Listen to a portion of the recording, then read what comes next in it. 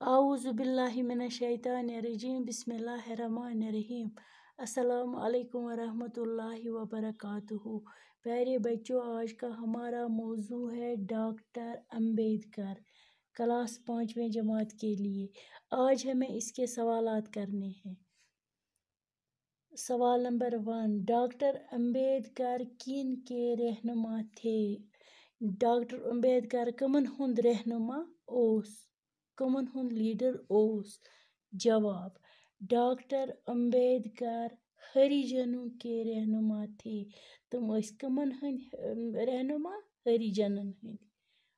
हरिजनों के रहनुमा थे। सवाल नंबर 2, हरिजनों पर क्या पाबंदी आयद थी? अमन पेठ क्या पाबंदी अस आयद? अमन पेठ क्या पाबंदी अस आयद हरिजनन पेठ?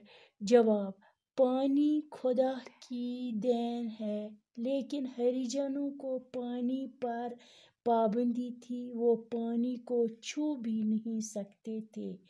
ये खुदाई सुन दुत ये आब, मगर हरिजनन पेठ हरिजन लूक तमन पेठ आबच पाबंदी आमज थावन। तम हेखान न आबस अथ लगित। येल तमो अथ हेचक लगित तम कत हेखान चेत। तमन आबस दिवान अथ ते लागन बज जात हंद लूक। सवाल नंबर 3, डॉक्टर अंबेडकर का पूरा नाम क्या था? डॉक्टर अंबेडकर सुंद क्या नाव ओस? सोरी नाव क्या ओस अमन?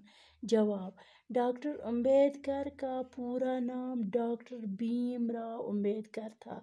एमिस ओस पूर नाव डॉक्टर भीमराव अंबेडकर। सवाल नंबर 4, बाबा साहब अंबेडकर का इंतकाल कब हुआ? ये कर गई, बाबा साहब कर गई यम दुनिया? जवाब, बाबा साहब अंबेडकर का इंतकाल 1956 ईस्वी में हुआ। ये 1956 मं यम दुनिया गोमुत। खुदा हाफिज।